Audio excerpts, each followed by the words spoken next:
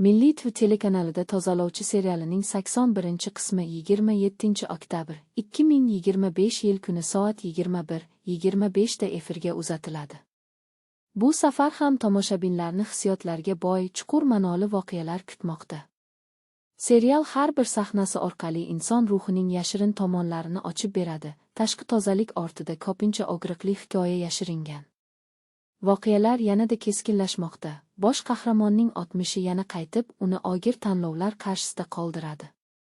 Aynan mana shu jasorat, iztirob va insoniy qadriyatlar uyg'unligi Tozalovchini o'ziga xos qiladi. Aktyorlar ijrosi, samimiy dialoglar va uslubiy tasvir serialga o'zgacha chuqurlik bag'ishlaydi. Har chang ortida bir ayolning hikoyasi bor.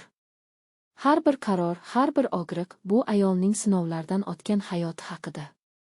Tozalovchi yana isbotlayapti. Asl kuch kechirishda va yurakni tozalab, hayot yo'lida davom etishda.